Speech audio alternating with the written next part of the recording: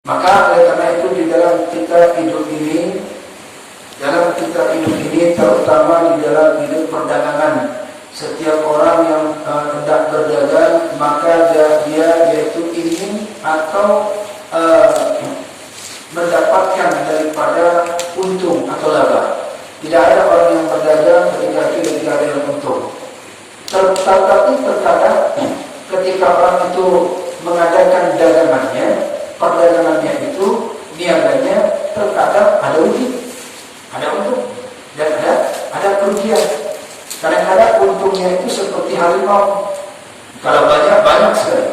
Jika jatuh, bahkan ada yang sampai bangkrut sekalipun. Bahkan dari lubang bentuk lubang lagi untuk dia perdagangannya. Ya kan?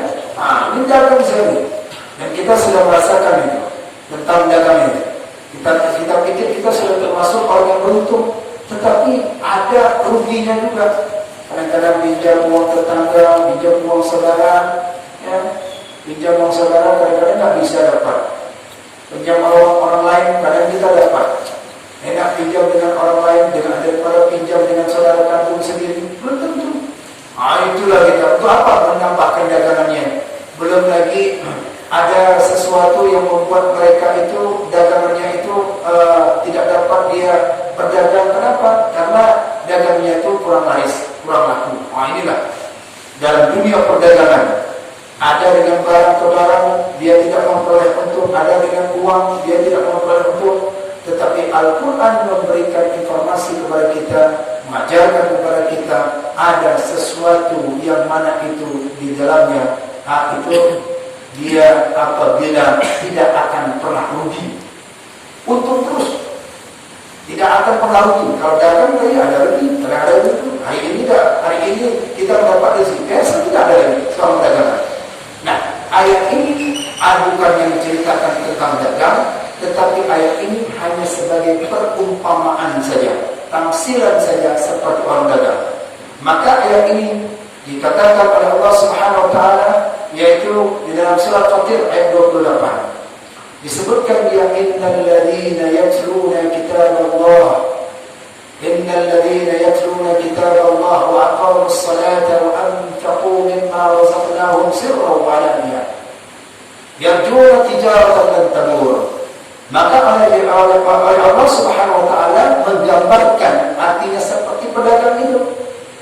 Disebutkan oleh Allah Subhanahu wa taala. Apa dia? Yang sesuatu yang mendapatkan seorang itu dapat untung.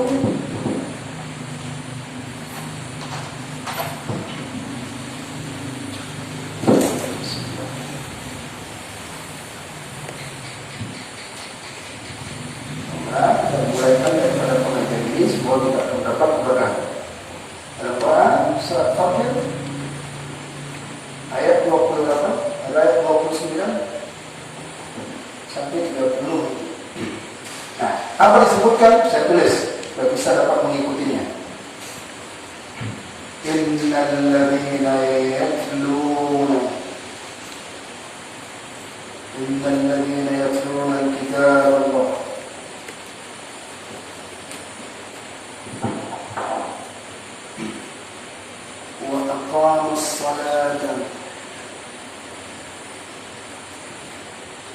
وأقاموا الصلاة وأنفقوا مما رزقناهم سرا وعلانية يرجون tijaratan lan tabur. Perhatikan.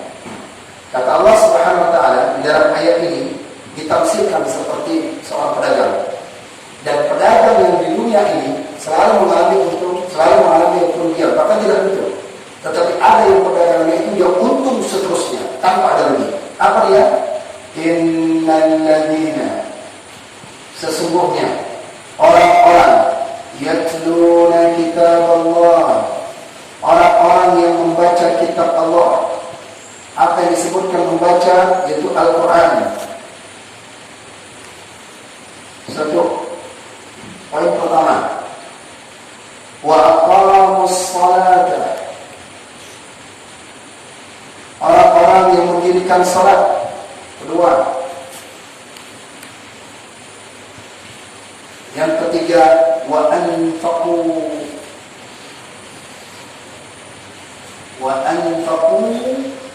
dan dia membayarkan dan berinfak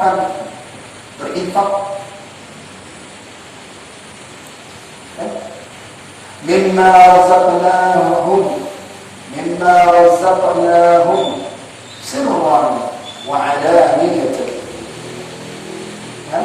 Dia membayarkan infak dengan apa? Secara sir dan terang-terangan.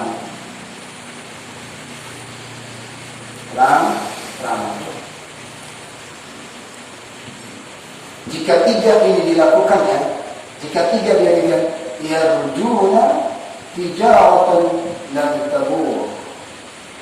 Jika tiga ini dilakukannya, maka perdagangan itu dagang lan tabur, yaitu tidak akan pernah rugi. Never. Tidak akan pernah rugi. Terus, karena dia telah melakukan amalan. Kalau kita ingin untung terus saja, maka lakukan tiga perkara di kata Allah Subhanahu wa taala. Apa dia? Pertama, Al-Quran. Apakah Al-Quran itu? Kata Allah, yatluna, baca. Bagaimana cara bacanya? Dibaca Al-Quran, kemudian dipahamkan, kemudian tadabburkan,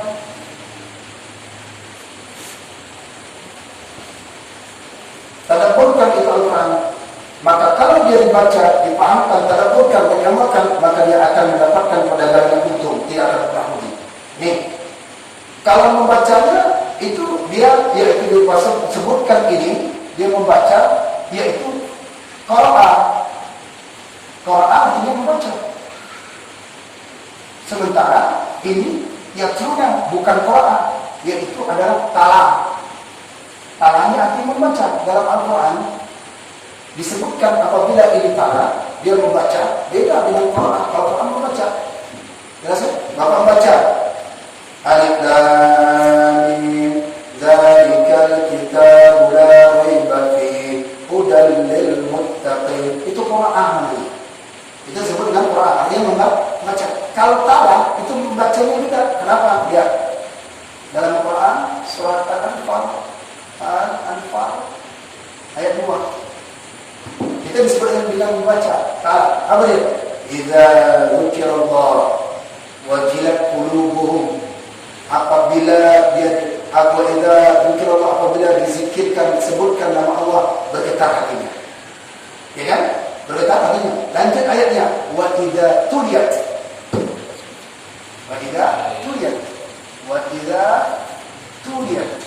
Ini kata dasarnya adalah tuliyat. Kata dasarnya talam.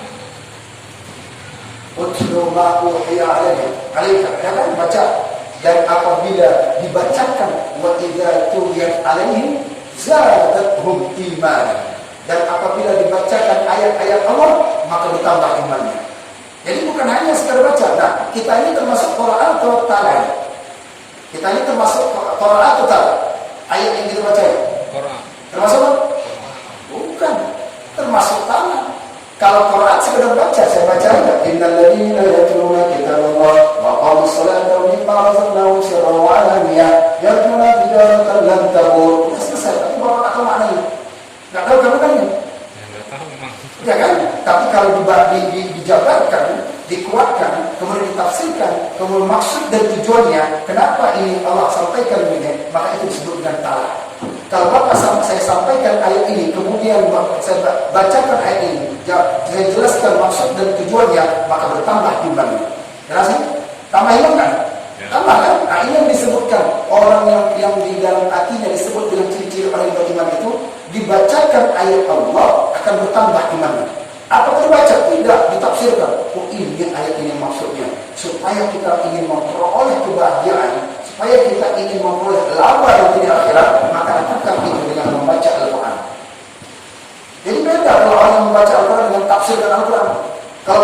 Al-Quran mendetail. Hurufnya kenapa baca inna? Kenapa dibaca inna?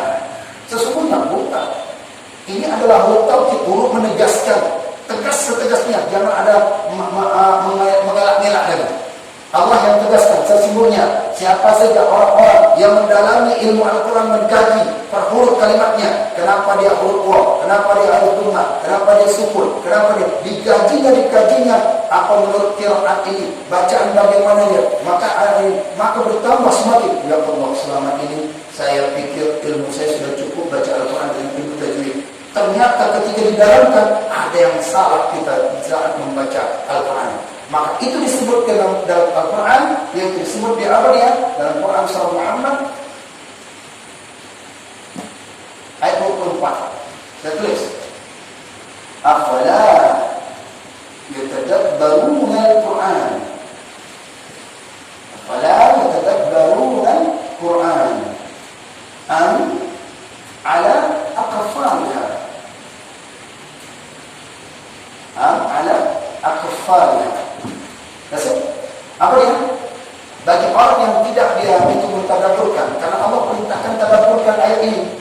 Maka saya katakan pada minggu yang lalu sudah sampaikan apa? Kalau membaca Al-Quran, jangan sekedar baca, hayati maknanya, hayati kandungannya. Jika seorang itu dia, makanya minta apalah yang tadabburkan Al-Quran. Mengapa engkau tidak tadabburkan isi Al-Quran? Jangan sekedar baca sekedar terompongan saja. Jadi orang yang tidak mau mentadabburkan Al-Quran, berarti kata Allah apa? Am ala atfalih. Berarti am ala atfalih wa am ala qulubih.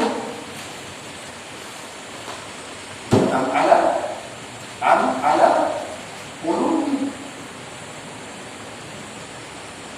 Atfalih. Ala qulubih. Atau karena hati-hati mereka itu sudah terkunci. Jelas kan? Jadi kalau orang yang tidak mentadabburkan Al-Quran, itu berarti hatinya telah terkunci.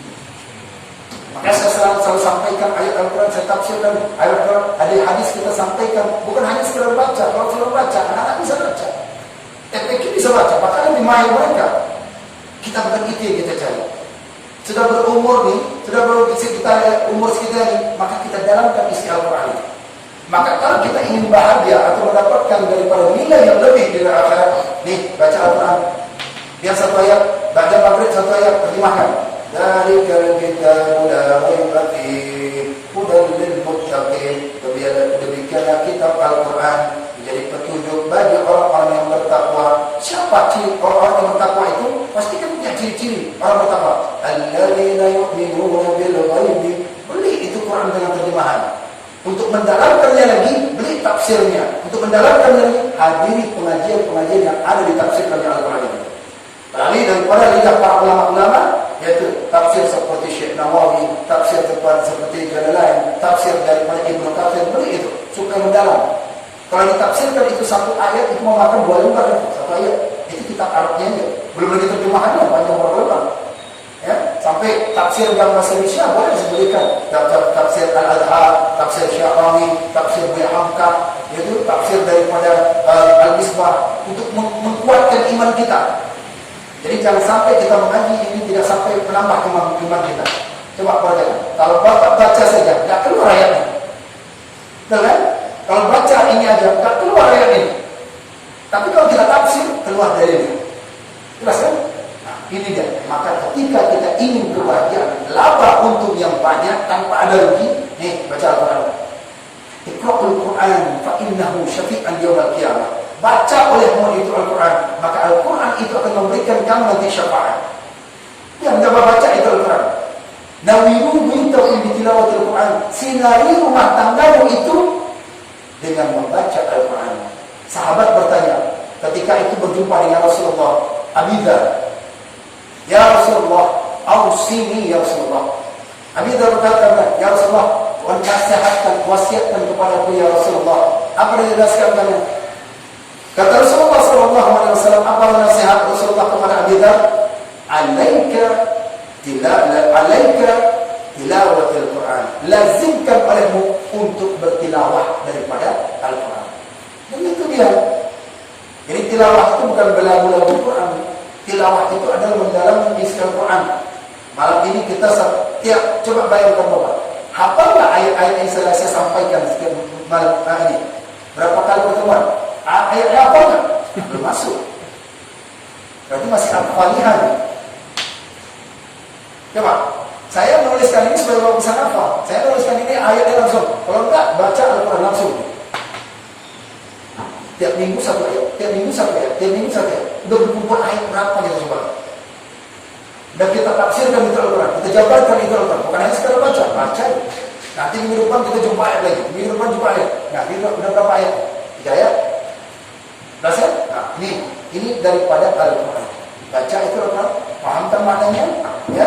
Yaitu jadikan Al-Quran di depan, jangan Al-Quran dijadikan di belakang. Ya, makanya Al-Quran, baca Al-Quran dengan penuh adab. Dengan penuh adab baca Al-Quran. Jangan sampai memegang Al-Quran itu tidak sampai berwudu, haram. Maka disebutkan itu ada 3 orang yang diharamkan ketika dia tidak ada wudu. Apa dia? As-salat, salat. Yang kedua, wa massul mushaf, wa hamlu, orang yang menyentuh mushaf dan yang pernah membawanya. Kemudian yang tidak boleh diwudu adalah apa lagi? At-tawafu fil Ka'bah, tawaf keliling Ka'bah. Dia tawaf tapi tidak dengan wudu, haram hukum. Padahal Al-Quran dia nggak ada apa-apa, tapi karena dia tidak berwudu memegang Al-Quran, maka itu dengan harus dia berwudu. Ini adabnya. Nah, jadi oleh karena itu pertama kali yang harus kita dirikan ini adalah untuk meraih kebahagiaan perdagangan kita, supaya yaitu tidak pernah rugi baca itu Al-Quran dan pernah. Jadi tiap malam setelah Kamis ini, Rabu malam ini kita terus satu ayat berapa banyak berkumpul tanpa terasa. Sekarang ini malam, minggu depan kita jumpa lagi. Ini dia, banyak baca Al-Quran, berdua baca Al-Quran. Tak bisa saat ini baca terjemahan dulu. Jangan langsung ditelan terjemahan, harus ditanyakan kepada orang yang ahlinya. Fas'alu ahla dzikri in kuntum la ta'lamun.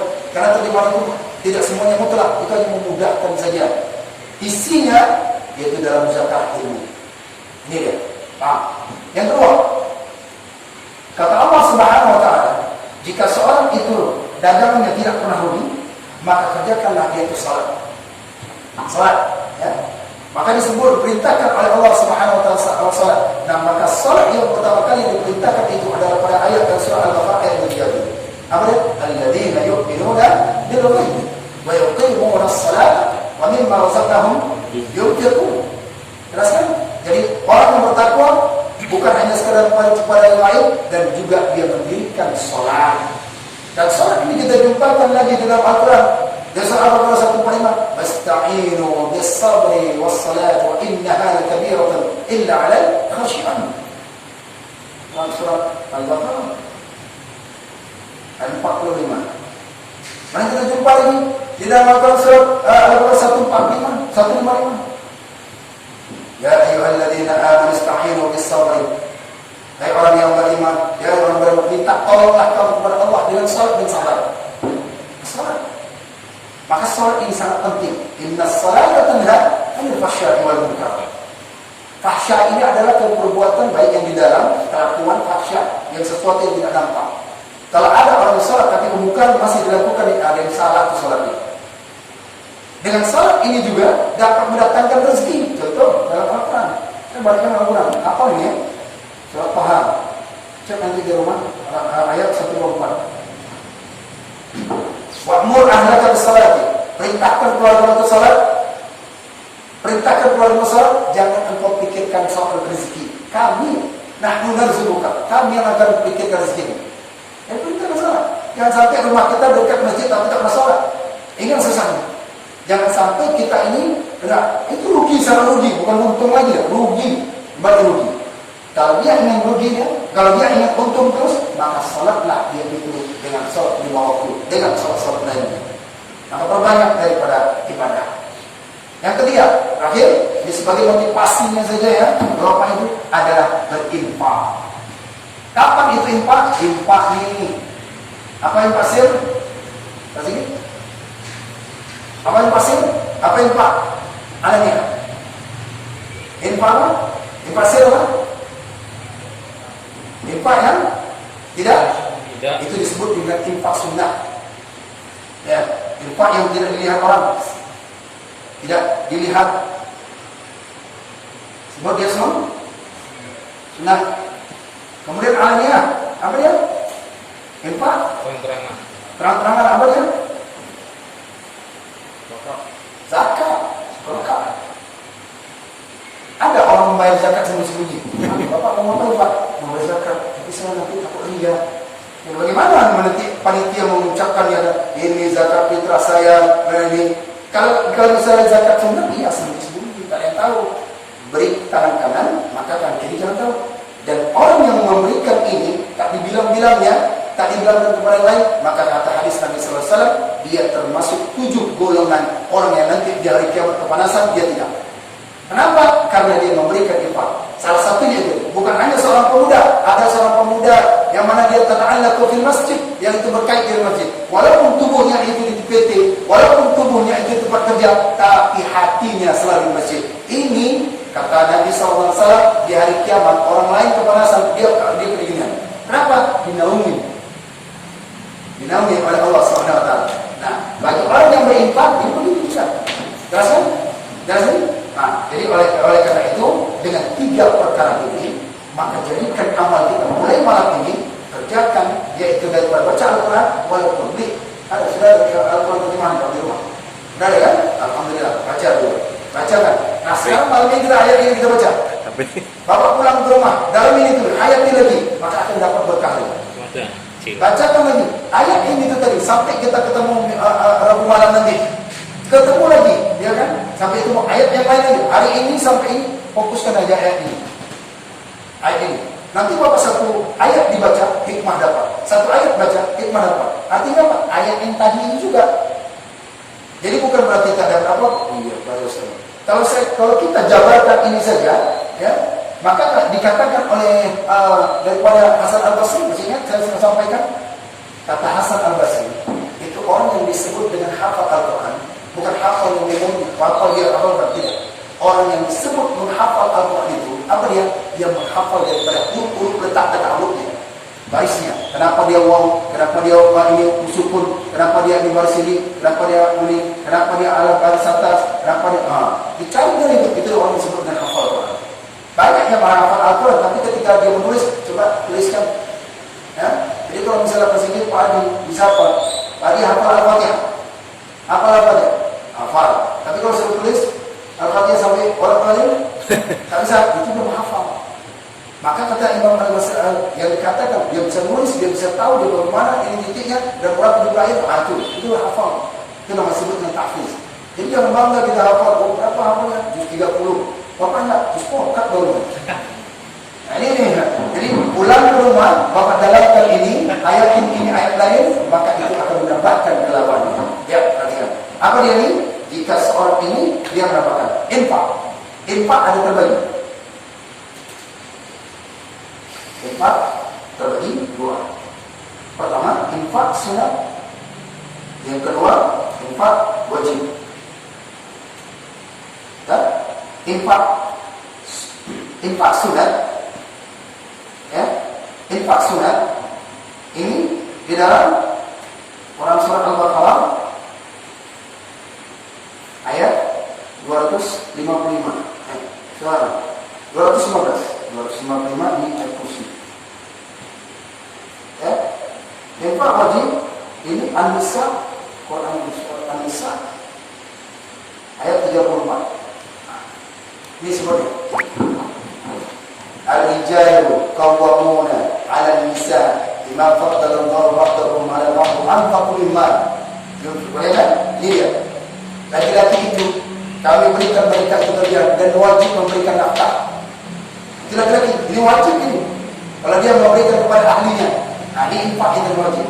Kalau dia infak sunnah, ya, infak sunnah ini wajib. Itu cek boleh. Dan infak sunat yas'alunaka yunfiqun qul ma anfaqtum min khairin. Katakanlah infak yang paling baik itu, ini dia, infak sunat, maka diberikan kepada orang 5 orang. Dan ayat ini pertama, siapa yang memberikan infak yang paling baik ini? Dalam ayat ini, 1, orang tua. Yang kedua, kerabat. Bisa disampaikan Al-Quran. Yang ketiga, miskin. anak yatim diberi sabun. Maka dahulukan memberikan infak kepada orang tua. Jangan hanya kita karena banyak uang supaya dipandang orang, diberikan kepada orang miskin. Orang tua dilupakan. Maka infak yang utama kita adalah orang tua. Orang tua berikan, yang melahirkan. Sukses bapak ini semua itu bukan karena sukses diri sendiri, akibat karena orang tua doa waktu saat kita lahir dulu. Kalau sudah orang 40 berumurnya, maka dia harus banyak-banyak doa kepada orang tuanya, banyak doa untuk orang tuanya, banyak beramal dia. Maka infak yang dia berikan ini adalah orang tuanya.